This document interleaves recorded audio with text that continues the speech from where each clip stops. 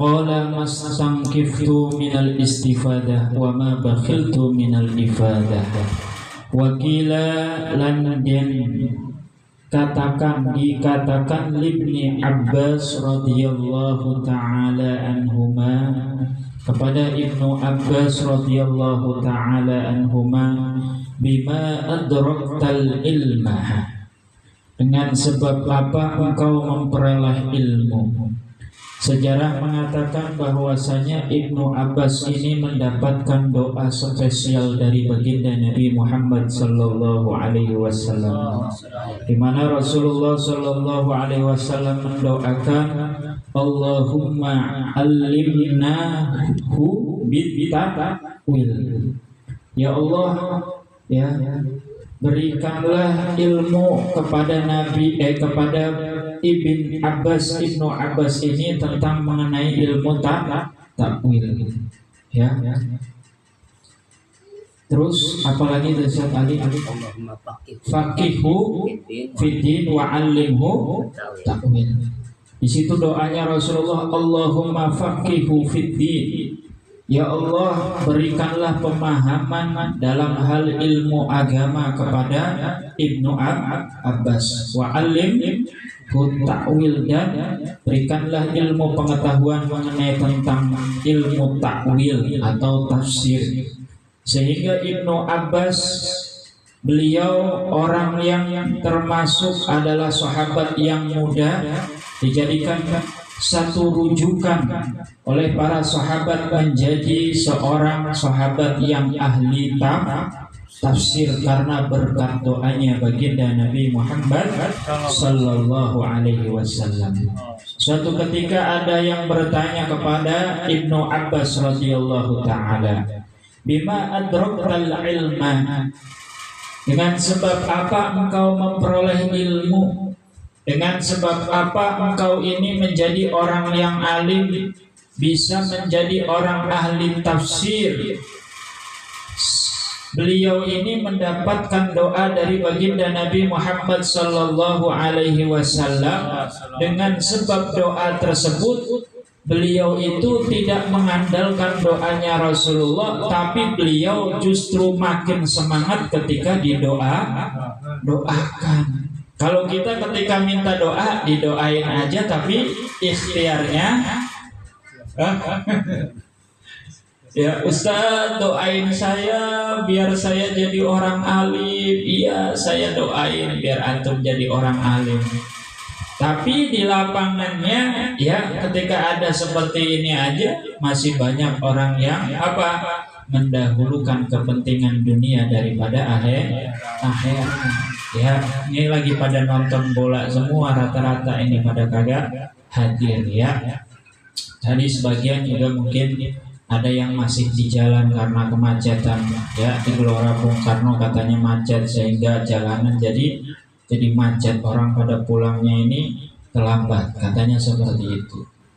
Kembali lagi kepada Ibnu Abbas, ketika beliau didoakan oleh Rasulullah, Allahumma faqihu fiddin, ya Allah, berikanlah pemahaman kepada Ibnu Abbas tentang ilmu agama, wa 'allimhu ta'wil, dan berikanlah pengetahuan tentang takwil, tentang takwil, penafsiran Al-Quran ini, menurut ini tafsirannya bagaimana. Ini di zamannya para sahabat, ini Ibnu Abbas menjadi rujukannya para sahabat mengenai tentang tafsir daripada Al-Quran. Di samping beliau mendapatkan doa dari Rasulullah, makin semangat beliau, dikatakan di sini menjawab apa? Qala Ibnu Abbas berkata, bilisanin su'ulin, dengan lisan yang banyak bertanya. Tapi di zaman sekarang orang banyak enggak tahu tapi malu bertanya, bahkan kagak mau tanya. Sudah kagak tahu, gak mau nanya, gak mau belajar. Maka ketidaktahuannya itu akan tetap ada pada dirinya. Ya, seorang sekelas Ibnu Abbas aja Beliau ketika ditanya seperti itu, dengan sebab apa engkau menjadi orang alim? Beliau mengatakan, karena saya ini lisannya senang tanya. Kalau kagak tahu mengenai tentang Al-Quran ini maksudnya apa, tafsirnya apa, beliau nanya. Ketika beliau ini kagak tahu mengenai tentang hukum ini apa maksudnya, beliau bertanya. Itulah yang menjadikan Ibnu Abbas ini menjadi orang alim. Ya, wa qalbu uqul, ya, wa qalbi uquli, dan dengan hati yang cerdas. Ukul di sini artinya apa? Ntar dulu kita lihat dulu. Ay mubalahu fil akli, ya, akalnya cerdas, ya. Jadi akalnya, hatinya. Orang kalau ditanya, ya, apakah hati itu berpikir?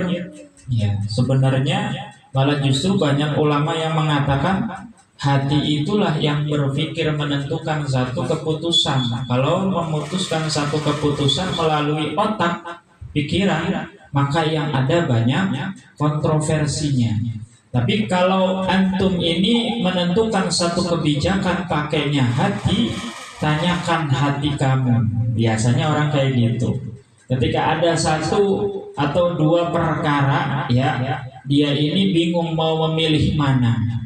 Coba menurut kata hati kamu itu yang baik yang mana? Nah, ya kan? Maka hati ini disuruh berpikir. Wa inna ma sumiya talibal ilmi, ya Allah. Sesungguhnya dinamakan dengan tolabul ilmi, yaitu ma takulu, apa takulu yang kau ucapkan atau apa menurut pendapat kamu. Ya, likasroti ma yaqulun, karena sebab banyaknya apa yang mereka katakan fis zamanil awal, pada waktu awal. Ma taqulu fi hadhil mas'alah. Ya, orang itu dulu kalau ada masalah, dia itu ketika duduk bareng seperti ini, mereka saling sharing, bertukar pendapat mengenai tentang masalah tersebut. Ya, kalau bahasa anak santrinya ma ra'yukum, apa pendapat engkau? Tapi di sini pakai bahasanya ma taqulu, ya, fi zamani. Pendapat kamu itu mengenai tentang hukum seperti ini, hukumnya bagaimana? Ya, orang ngumpul kayak gini itu sharing mengenai tentang hukum. Ya, tapi ketika ditanya seperti itu, mereka punya apa? Punya dasar, bukan katanya, tapi punya dasar sumber hukum yang berasal dari Al-Quran dan hadis atau dari kitab-kitab yang lain, mempunyai rujukan. Ma taqulu fi hadhil mas'alah wa inna ma tafaqqaha Abu Hanifah bi kasratil mutarahah wal mudzakarah. Nah, ini lain cerita lagi, ini sudah pembahasan lain. Sesungguhnya menjadi orang ahli fikih siapa? Abu Hanifah, Imam Abu Hanifah, bikathratil mutarahah wal mudzakarati, karena sebab beliau itu banyak, ya, beradu argumen dan bermusyawarah fi dukanihi, di dalam tokonya, hina kana bazzazan, ketika dia, ya, sedang berdagang. Dagang apa? Dagang kain. Jadi di toko sekalipun dia jualan, tapi menyempatkan dirinya ketika ngumpul dengan temannya atau enggak ada orang yang datang beli, karena kebetulan yang beli ini orang alim, duduk sambil ngobrol mengenai tentang masalah hukum. Ya, beliau ini, ya, bikathratil mutarah, beradu argumen. Menurut antum ini hukum seperti ini bagaimana? Orang yang lagi mau beli diajak beradu argumen, Ini sebab menjadinya Imam Abu Hanifah ini menjadi orang ahli fikih, ya, ahli dalam agama, ya, fi dukanihi hina kana bazzazan. Fabihada, dengan sebab cerita ini, kisah ini, yu'lamu, bisa diketahui, anna tahsilal ilmi, bahwasanya diperolehnya ilmu tersebut, wal fikhi, dan fikih, yujtama'u, bisa, ya, bersamaan, ma'al kasbi, bisa juga di saat lagi bekerja. Jadi nggak ada alasan kalau kita kerja ini kagak bisa nuntut ilmu. Nggak ada alasan kalau kita kerja ini dibilang sibuk kagak bisa nyari ilmu. Oh, ternyata di sini, ya. Gimana? Menang apa kalah? Bukan kalah. Menangis. Ya, kembali lagi di sini. Jadi Imam Abu Hanifah, beliau ini kenapa bisa menjadi seorang ahli fikih, ya, seorang ulama besar, ya, bahkan dia menjadi seorang mujtahid, ya, bermadhab Abu Hanifah di sini, madhab Hanafiyah, ya. Itu sebabnya beliau dulu ini, ya, sama kayak kita, seorang pedagang. Tapi pedagangnya orang dahulu itu beda dengan dagangnya orang sekarang. Kalau lagi sepi, mereka itu buka Al-Quran, buka kitab sambil nunggu orang beli. Tapi kalau zamannya kita di sini, ya, kalau nunggu toko sepi, mainnya HP, nonton TikTok, YouTuber, dan lain sebagainya. Beda sama zaman dulu. Kalau zaman dulu kitabnya di ini sampingnya banyak, ya, giliran ada orang mau beli, ya, nggak buru-buru main langsung udah beli kemudian pulang begitu aja. Diajak ngobrol dulu, diajak sharing. Imam Abu Hanifah, ya, sekalipun beliau ini seorang pedagang, tapi tetap, ya, mengutamakan, memprioritaskan yang namanya thalabul ilmu, ya. Sehingga dengan sebab tersebut bisa diketahui bahwasanya memperoleh ilmu dan ilmu fikih itu bisa juga bersamaan dengan bekerja. Jadi tidak ada alasan dengan sebab bekerja kagak bisa nuntut ilmu. Tuh ternyata di sini. Jadi kita kan kadang kalau ditanya kenapa kagak bisa nuntut ilmu, kenapa kagak bisa ngaji, sibuk kerja. Nah, ya. Oh, ternyata jawabannya di sini bukan kata saya loh, ya. Jadi sebuah alasan-alasan yang sering kita lontarkan itu ini terbantahkan di dalam kitab Ta'limut Ta'lim, ya. Tidak menjadi sebuah alasan sesibuk apapun yang namanya menuntut ilmu itu sebuah kewajiban. Wa kana Abu Hafsin, dan ada seorang Abu Hafsin Al-Kabir, ya, orang-orang besar ini. Al-Kabir di sini maksudnya apa? Ya, ulama besar. Yaktasibu wa yukarrirul uluma. Beliau ini kasab, bekerja, maka fahu minar rizki, sesuatu yang bisa mencukupi beliau daripada rizkinya. Wa yukarriru al-uluma, beliau ini mengulang-ulang ilmu, piro-piro ilmu.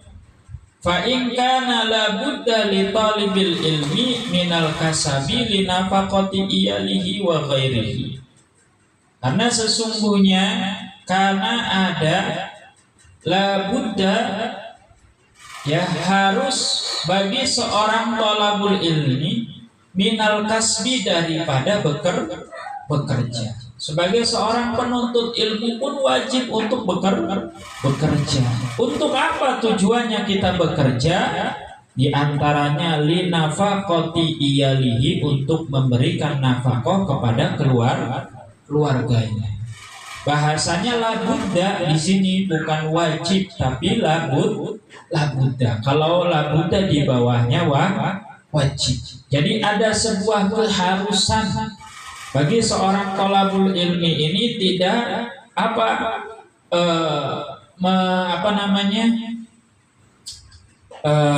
ini mematok hanya sekedar kita nyari ilmu kemudian kagak kerja dan lain sebagainya, kagak, tetap harus kerja. Jangan sampai kita punya keluarga di rumah kemudian kita lagi senang-senangnya thalabul ilmi, ya yang di rumah diabaikan sehingga ya yang di rumah istrinya kelaparan, anaknya kagak jajan, gak sekolah dan lain sebagainya karena suaminya kagak kerja. Dia semangat banget menuntut ilmu, lupa kewajibannya memberikan nafkah kepada keluarganya. Fal yaktasib, maka bekerjalah, wal yukarrir, dan ulang-ulangilah pelajaran, wala yaksal, dan jangan bermalas-malasan. Walaysa li sahihil badani wal aqli udhrun. Ini nasihat benar-benar luar biasa ya. Kalau orang misalkan siap menerima, insya Allah di sini ini menjadikan sebuah cambuk buat kita bahwasanya perlu kita renungkan. Oh, ternyata yang namanya nuntut ilmu itu seperti ini. Di sini bahasanya walaysa li sahihil badani wal aqli udhrun.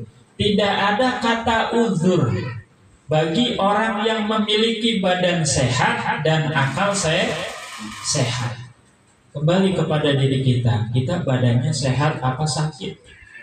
Ketika badan kita masih dalam keadaan sehat, maka sebuah kewajiban ini tidak ada yang namanya uzur. Maaf ya, saya nggak ngaji dulu. Kenapa?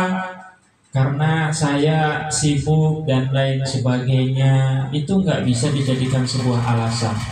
Antum sehat, ya alasannya banyakan kita sudah lelah. Ya, kerja itu lelah apa kagak? Lelah. Memang itu sangat lelah.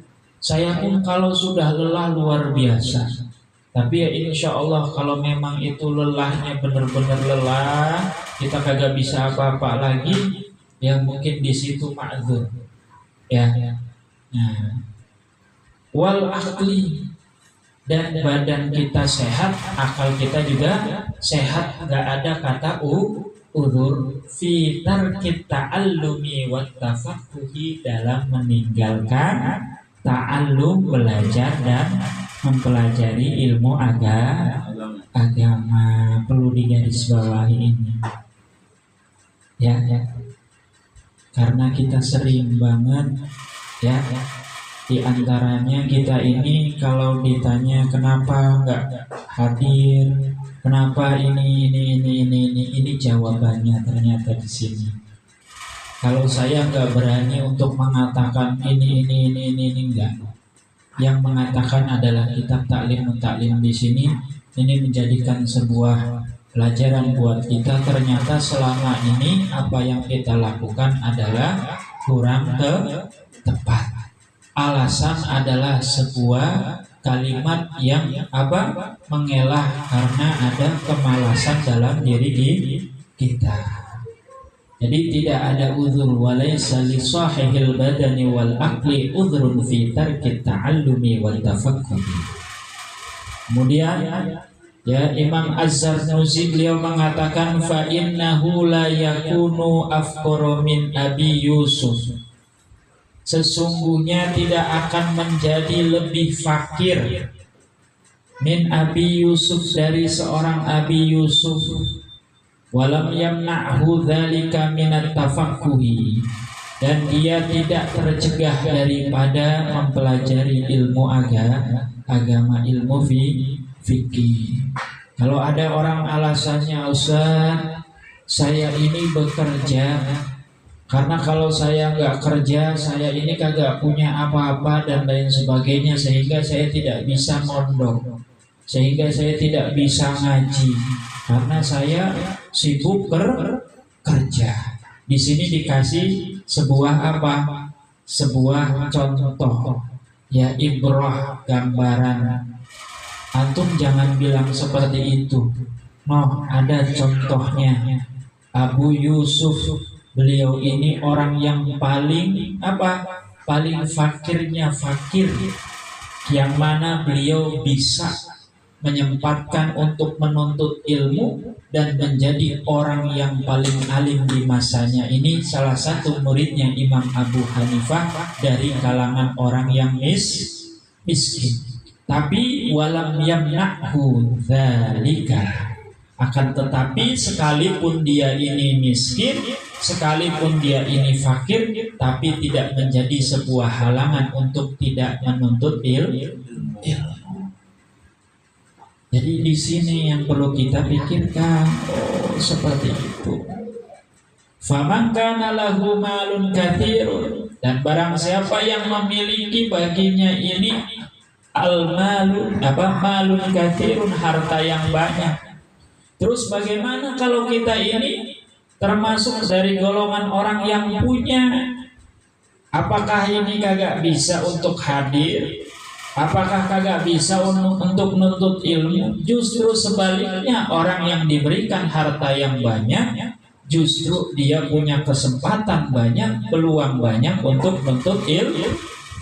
Fa ni'mal malus sholih lirrajulis sholih, maka sebaik-baiknya harta yaitu hartanya orang yang soleh, ya, bagi laki-laki yang soleh. Harta yang baik yang dimiliki oleh orang soleh.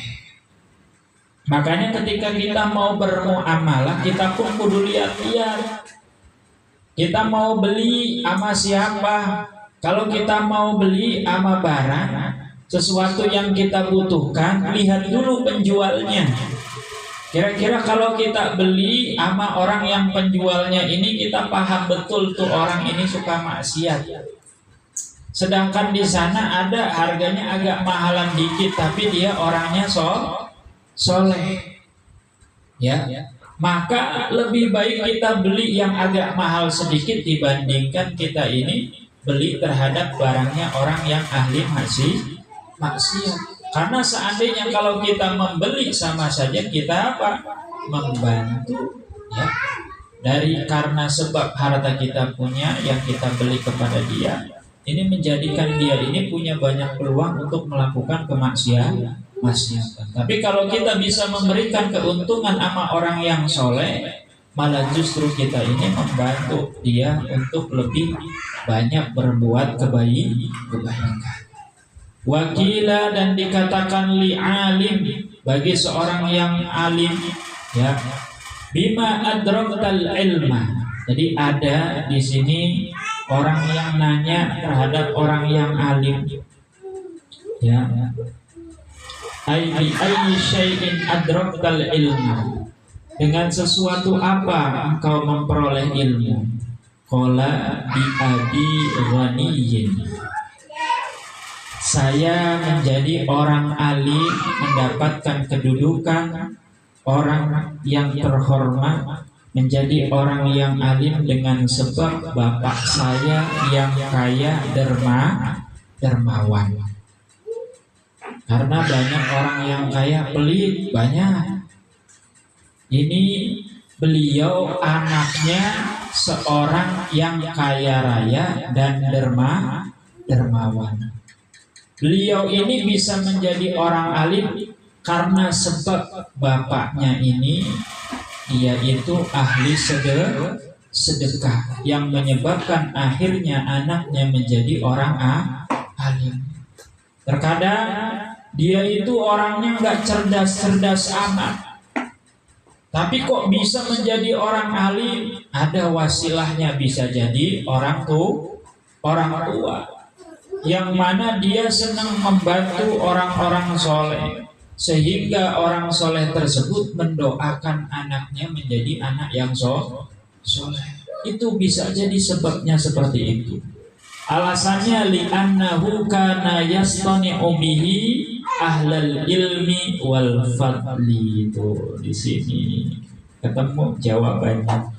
Karena ya, bapaknya ini yang kaya, yang dermawan, dia senantiasa berbuat baik dengan kekayaannya terhadap orang ahli ilmu, terhadap para ulama, para asatidz, para santri. Dia sering membantu. Ya, datang ke pondok pesantren, Pak Kiai, saya nyumbang ini beras 1 karung buat makan santri. Ya, kekayaannya digunakan untuk kebaikan, kemaslahatan ahli ilmu. Pak Kiai, ini saya nyumbang ini buat acara maulid besok. Digunakan kekayaannya, hartanya untuk kebaikan. Ya, fa innahu, karena sesungguhnya al-ihsan, al-ihsan kebaikan itu sababun, menjadi sebab ziyadatul ilmi, bertambahnya ilmu. Tuh. Jadi jangan diremehkan kalau kita berbuat baik sama orang ahli ilmu, berbuat baik kepada para ulama, para kiai, para asatidz, para santri. Ini yang menjadikan sebabnya kita memperoleh tambahnya ilmu itu terkadang dari perbuatan baik kita.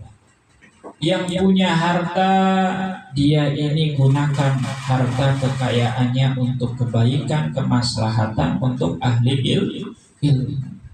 Yang punya tenaga, gunakan tenaganya untuk membantu sesuai dengan kemampuannya masing-masing. Itu yang akan menjadi sababu ziyadatil ilmi. Ya, kalau kita merasa, ya Allah, otak saya kok bebel banget, kagak bisa-bisa, kagak paham-paham. Ya, mungkin dengan sebab ini menjadikan kita ini diberikan kemudahan pemahaman ilmu tentang agama. Seandainya saya menjadi orang yang kagak paham-paham tentang ilmu agama, setidaknya kita disibukkan dalam hal taat kepada Allah. Itu seperti itu. Kemudian li'annahu syakara ala ni'matil aqli wal ilmi, dengan sebab dia ini berbuat baik dengan hartanya terhadap orang ahli ilmu, wal fadl, dan orang yang punya keutamaan, ya, para ulama yang menjadi para pewarisnya para nabi. Dia ini bersyukur atas nikmatil akli, nikmat akal, wal ilmi, dan nikmat ilmi. Ya, beliau memberikan sesuatu yang dia miliki terhadap orang ahli ilmu. Itu merupakan salah satu bentuk rasa syukurnya dia akan nikmat akal. Alhamdulillah, dikasih akal ini bisa membedakan, memanfaatkan, menggunakan hartanya dalam hal kebaikan. Kalau akalnya kagak baik, maka harta bendanya, ya, itu bisa digunakan untuk apa? Sesuatu yang nilainya apa? Maksiat, ngedugem, ya, kemudian berbuat zina, minum-minuman, dan lain sebagainya. Kenapa? Karena punya harta. Kira-kira ngedugem gratis apa bayar? Bayar. Zina gratis apa bayar? Bayar. Semuanya bayar. Dan yang dimudahkan untuk melakukan seperti itu adalah orang yang mempunyai duit. Maka ketika digunakan hartanya untuk kebaikan, ya, untuk berbuat baik terhadap orang ahli ilmu dan orang yang memiliki, ya, keutamaan seperti ulama, termasuk dia ini mensyukuri atas nikmat akal dan ilmu. Wa annahu, dan sesungguhnya asyukra, syukur alaiha, atas nikmat akal tersebut, sababun ziyadah, ya, sebab ditambahnya ziyadatun nikmah, ditambahnya nikmat, ya. Jadi orang yang senantiasa membantu terhadap orang yang ahli ilmu dan memiliki keutamaan, dia akan diberikan tambahan keberkahan dalam hartanya. Saya yakin Orang yang senantiasa menolong, membantu, menggunakan hartanya di jalan Allah, maka dia akan diberikan keberkahan hartanya, diberikan kemudahan. Yang dulu mengenai tentang usahanya, ya bisnisnya itu kayaknya susah, ketika dia sering membantu para ulama, membantu orang-orang ahli ilmu, diberikan kemudahan sama Allah, keberkahan, kelancaran, kemudahan dalam berbisnis. Ya bisa aja, wah ini, dapat ini, dapat itu, macam-macam. Ya, Ane masih ingat betul waktu saya boncengan sama Pak Jamal. Pak Jamal dulu itu pas waktu ngaji cerita sambil jalan ngaji, Ustadz, ya Allah, sekarang orang-orang yang kerja ini gak ada yang namanya lemburan, ya gak ada yang namanya lembur. Udah beberapa tahun ini kagak ada lemburan sama sekali, susah buat dapat lemburan. Jadi gajinya itu udah pas-pasan, gak ada tambahan sama sekali. Ya, beliau cerita sama saya seperti itu. Saya ngelus dada, ya Allah, iya juga ya kalau kagak ada lemburan, ya hanya mengandalkan gaji pokok saja, maka tidak ada lebihnya untuk ini itu macam-macam. Dalam hati saya berdoa, ya Allah, semoga ada lemburan buat Pak Jamal. Ternyata dikasih lemburan terus sampai sekarang sama Allah. Ya, entah dengan cara bagaimana Allah memberikan jalan kasih lemburan sama Pak Jamal. Sampai-sampai akhirnya beliau susah untuk sering hadir ke majelis. Kenapa? Karena dikasih lembur mulu sama Allah. Dengan sebab apa? Dengan sebab doa yang ikhlas, supaya Pak Jamal ini dapat lemburan, bisa memberikan kebahagiaan nafkah kepada keluarganya. Beliau ngeluh mengenai tentang ini. Ada orang ngeluh mengenai tentang masalah keturunan. Semoga ya Allah diberikan keturunan dengan cara bagaimanapun keturunan, entah itu dikasih keturunan dengan hamil ataupun dikasih keturunan dengan adopsi atau lain sebagainya. Saya doain supaya mendapatkan keturunan. Allah kasih jalan keturunan pakai apa? Adopsi, dapat anak dari yang lain. Sekarang udah nggak kelihatan lagi di majelis taklim, sibuk ngurusin Jadi saya bingung nih kalau ada orang yang orang yang ngeluh dan lain sebagainya. Ntar kalau saya doain akhirnya dia kagak datang lagi ke majelis, sibuk dengan dunianya masing-masing seperti itu. Tapi syukur alhamdulillah kalau Pak Jamal itu masya Allah, sekalipun dengan kesibukannya beliau senantiasa menyempatkan waktunya untuk hadir di majelis taklim kalau memang beliau itu benar-benar bisa. Itu seperti itu.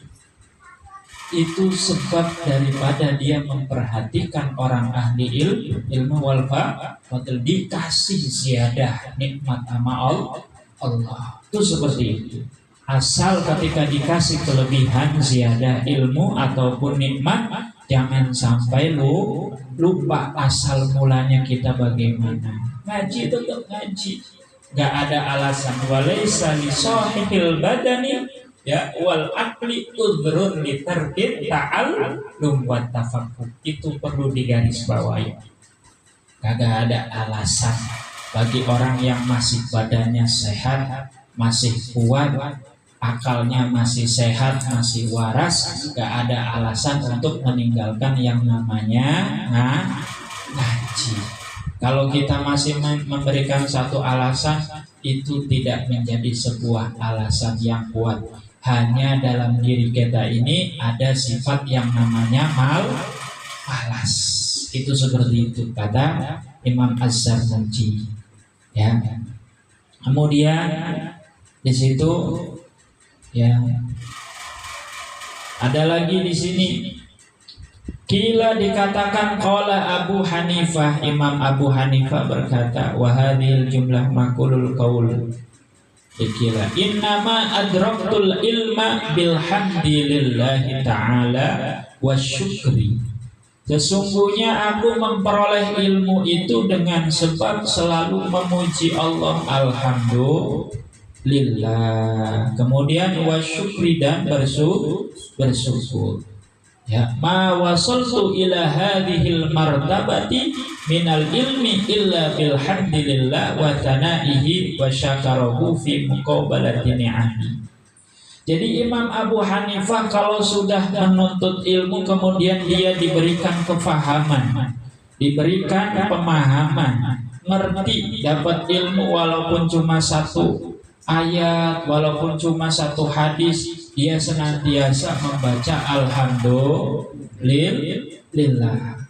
Kemudian memuji Allah, bersyukur. Ini yang menyebabkan Imam Abu Hanifah diangkat derajatnya menjadi orang alim. Ya, kayaknya sih ini memang sesuatu yang sesuatu yang kayaknya remeh, tapi memiliki nilai yang sangat besar ya di sisi Allah. Itu seperti itu. Ya. Fa kalimatu fahimtu ay syai'an minal ulum wa wafaqtu ala fikhi wa hikmatin fakultu alhamdulillahi ta'ala. Ketika beliau diberikan pemahaman dan diberikan taufik untuk bisa memahami akan satu ilmu ya ataupun hikmah, beliau mengatakan alhamdulillahi ta'ala isdada ilmi, maka bertambahlah ilmuku. Ya, itu seperti itu. Ini suatu kalimat yang sangat enteng, tapi orang banyak meremehkan.